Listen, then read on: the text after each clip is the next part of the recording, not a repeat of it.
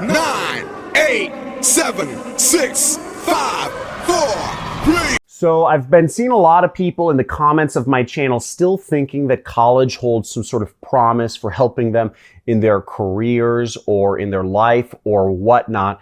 And for 90% of people, I actually disagree. And I'm going to talk about, there's only 3 majors which you should be going to college for. And if you're not one of these 3 majors, if you're part of the other 95% of the population in the world, you do not need to go to college. And I'm going to tell you a little bit of a story. This is a little bit of a rant almost of my experience. I'm 31 years old. I'll tell you my experience of what happened when I graduated college with a good degree. Stay tuned.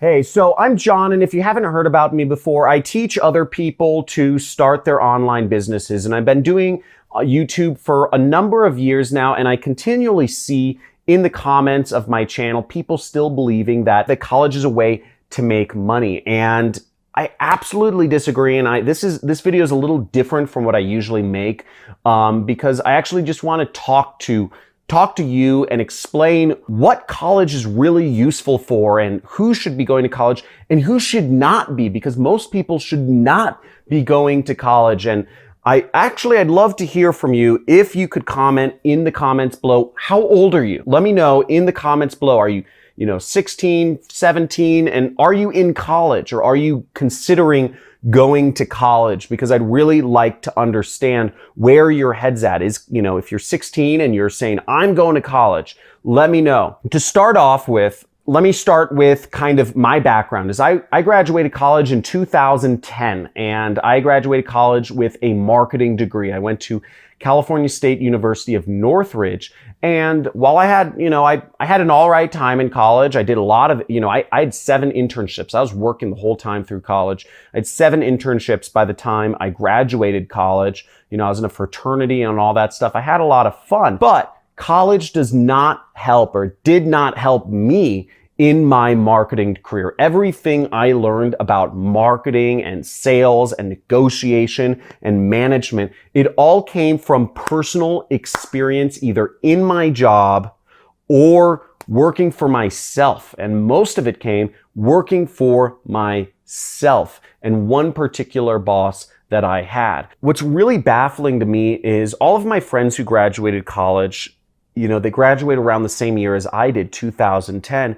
And very, very, very few of them ever ended up in a career that they majored in, or did they get a job because of whatever they majored in. All my friends who got good jobs ended up getting them because of personal connections, and that it had nothing to do with their major. It had nothing to do with the fact that they graduated college.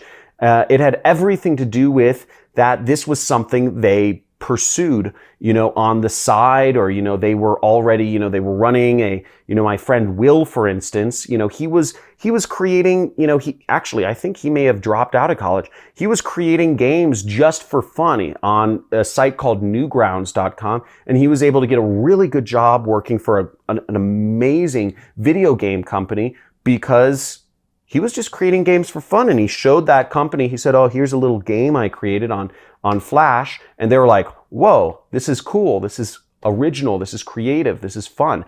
And they gave him a job. My friend Arturo, he got a job because he was interested in Facebook ads, and he was running, he was checking out and learning Facebook advertising on the side. And it had nothing to do with the major he had in college. And those are my 2 friends with good jobs. My friends who are the most successful are all entrepreneurs. They're making 7 figures or 8 figures a year. So maybe I'm crazy and maybe I'm biased and maybe my experience has no representation of what the reality of the situation is, but I believe the whole college system is messed up. I believe our education system is messed up, and the prices are going up. The only industry in the world right now where the prices go up every year and the service gets less efficient is education. This TV This TV gets cheaper every single year to buy, a 32-inch TV. Now,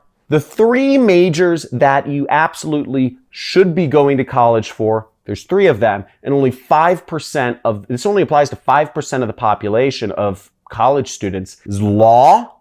If you're going to be a lawyer or something, you need to have a law degree. That's obvious. If you're going into medical or becoming a doctor, again, you become a dentist or a doctor, you need a medical degree. You need that foundation. You're dealing with people's lives here. And the third one is engineering. You know, engineering, again, you're dealing with people's lives. When you construct buildings, you're dealing with big things. And when you're a junior engineer or whatever, you're not really constructing building. You're working for somebody else and everything's checked anyways. But the point being, you know, in other countries, you hear about buildings collapsing and killing tons of people, and you don't want that to happen. But those are the only three careers where you need to go to college. Everything else, business, or even some colleges are offering today entrepreneurship degrees. I mean, isn't that an oxymoron? If you are going to college for an entrepreneurship degree, it doesn't make sense. Entrepreneurship by its nature is actually just doing it. Entrepreneurship has nothing to do with, you know, taking tests or following the rules or I don't know, getting A's. There's no correlation between that. In fact, most of the successful entrepreneurs are actually bad in school. You know, I was never a good student. I'm smart. I think I'm smart, but I was always a C student. And the fact of the matter is, your grades do not tell if you're going to be a good entrepreneur. In fact, to be a good entrepreneur, as this is a quote from Arnold Schwarzenegger, don't break the law. Good entrepreneurs break the rules. You know, you should never break the law. You can go to jail for that, but you break the rules. People who do well in school are good at following rules, okay?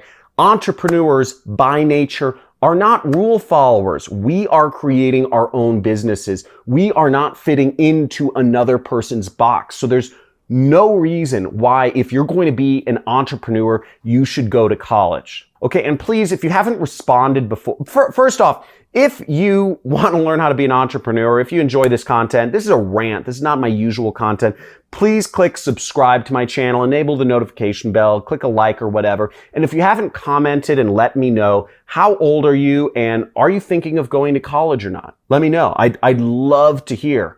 Or if you went to college, what was your experience? Did it help you? Did it not help you? Write in the comments. I really want to hear about your experience and see what others have experienced with this same subject. Now, what I find really interesting about the education system, and I've actually studied this because I'm a teacher myself, and between you and me, you know, I teach on YouTube, as you see, you know, and I teach on Facebook and I teach other ways. And, you know, I make over $1 million a year. And I actually love teaching, but I believe that teaching in colleges is so government controlled these days. It's such a rigid curriculum and the world is changing so fast that it absolutely doesn't make sense. Teachers I was learning from were not successful and I was going to a business school. Okay. Why am I learning business from teachers who are not successful? And this was actually the story of my best friend. His name's Carlos. Actually, he has a YouTube channel. Maybe I'll have my editor's link at Carlos Cruz. He doesn't really post, but he has a few videos. And he was in Guatemala. Okay, that's where he's from. And he was going to college. And he was running an online business while he was going to college. And he was sitting in class one day and out the window, he was just kind of daydreaming because he found class really boring. He was 18 years old at the time, and the teacher's parking lot was off to his left. It was out the window to his left. And same thing, he was going to college for business, and he was looking out the window, and he was looking at all of the teacher's cars. And he's looking at them, and he was taking account of what types of cars were teachers who were teaching him business how to be successful were driving. Honda, Toyota, Subaru, Toyota. And he thought to himself, why am I learning business from a teacher who is driving a Subaru? Think about it, right? Why are you learning business from somebody who's driving a Subaru? And they're not driving a Subaru by choice. They're driving a Subaru because they can't afford a BMW or a Ferrari or a Lamborghini or whatever that is. It doesn't make sense. And what Carlos did was that day, he actually just got up in the middle of class. He said, screw this. He got up in the middle of class and he just left. And he quit college that day, just in the middle of class. I mean, Carlos is a big business person now. He runs an 8-figure business out here in LA. He's my best friend. We have a lot of fun. But he took a path less taken. And, it takes a lot of self-confidence to be an entrepreneur. I'm not suggesting it for everyone. But the point being is so many students are told to learn business. You need to learn from these teachers who don't have much success in business themselves. And it just doesn't make sense. And it doesn't make sense in a lot of ways. If you want to learn these professions, if you want to learn art, go be an apprentice for an artist. Work for them for free. Just say, hey, can you pay for, clothing? And could I camp in your backyard? Whatever, but learn from somebody who's doing it, who's on the front lines every single day. That's how I learned. That's how all of my successful friends learn. I surround myself with a very high net worth of people, and they all had some sort of mentor. They learned from somebody successful. They didn't learn it in school. And I've done a lot of research on this, right? I gave a talk at Burning Man last year about the history of education. The history of education, how our education system came to be. Have you ever wondered what the history of education is? Have you ever wondered if people 150 years ago all went to school or university or elementary school? They didn't. 200 years ago, people didn't go to school. People weren't required to go to school. The whole concept of mandatory or what's called compulsory schooling in this society, in the world, is actually a very new concept. And it came about 150 years ago. Now, I'm going to go a little bit off on a little bit of a tangent. For those of you who don't want to go into the history of education system, but you enjoyed this talk so far, please subscribe, like, and check out some of my entrepreneurship content. I hope to motivate you to become, to work for yourself, to follow the path of freedom. But for those of you who are actually interested in kind of the history of what I might call brainwashing or manipulation, stick around, because I'm going to give you a little bit of the insight into the research I've done into this really messed up, I'd use a bad word here, but YouTube wouldn't want me to, really messed up system that has taken away original thought and creativity in our society. And there's an agenda, but I won't go into conspiracy theories here. I'll just talk about facts. Now, the facts are that the main way of schooling, universities came about 1,000 years ago, okay? Each society around Europe, in Spain, I believe it was, Madrid. In England, it was Cambridge. In France, it was Paris. In Germany, it was Cologne. In Italy, it was, I forget the city, but it was one of them. Each of the countries, each of the major language areas had a city where the upper middle class or the upper class would send their youth. They'd give them some money, a couple, 20, 30,000 bucks. They'd say, go find a teacher and learn, okay? Learn weights and measurements, or learn to be a priest, or learn to be a shipbuilder. Whatever it is, go to learn to be a merchant, whatever it was, a bricklayer, stonemason. They'd send their kids out to learn from teachers, sort of like we do today, right? Send a kid off to college, learn a skill. But in those days, that you would actually learn a trade, and you'd go into the actual trade, or you'd apprentice for somebody in a trade.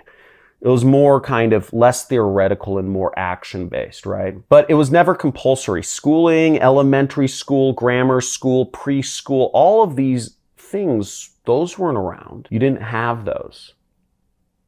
So what made the change to where everybody is required to sit in neat little rows of desks, learn the same top-down dictated versions of history and English language and sociology, anthropology, everything, right?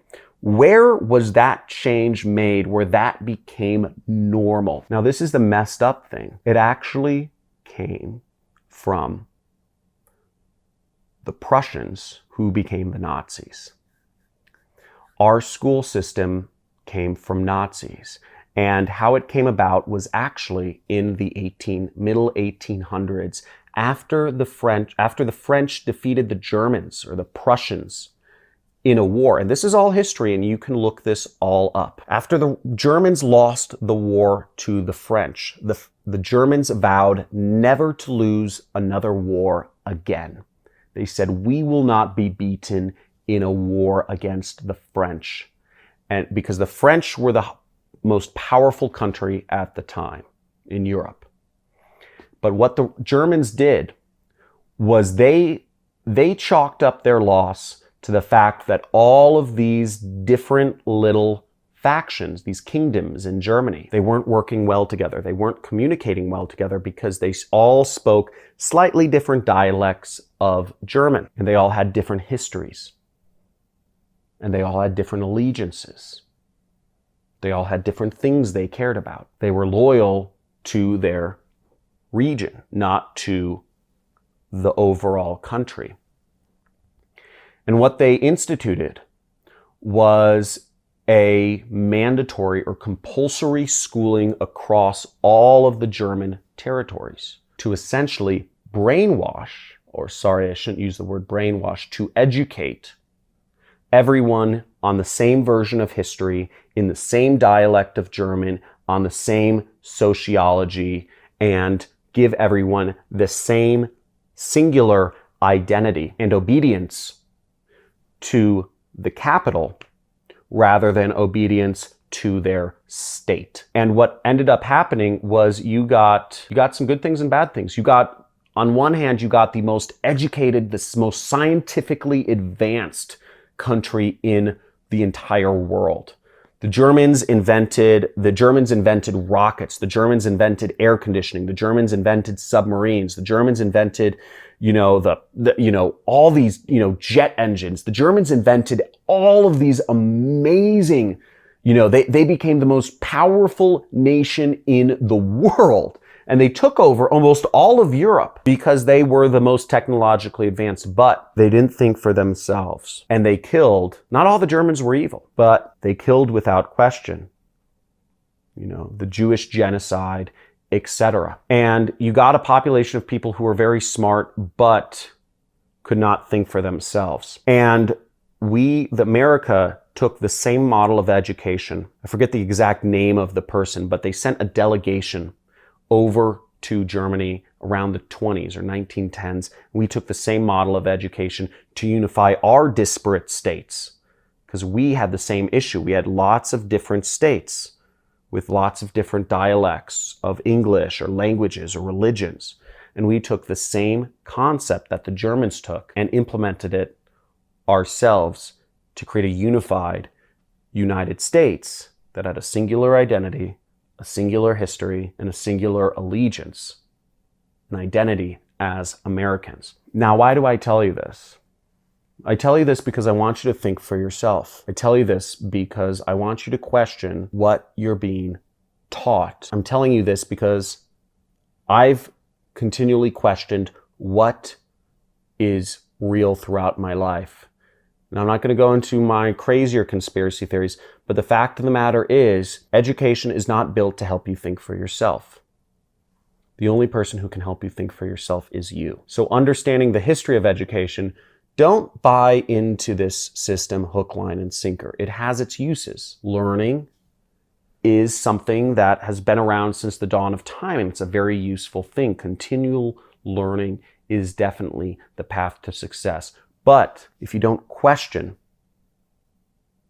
the reason why you're doing something, and I see so many college students, I see so many young people going to college completely blind simply because they are directionless, confused, and they don't know what they want to do, that I think it's a major moral failing of our society.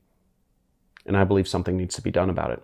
And hopefully this video reaches a few of you. Now, let me know in the comments what your thoughts are. Am I crazy? Am I totally nuts?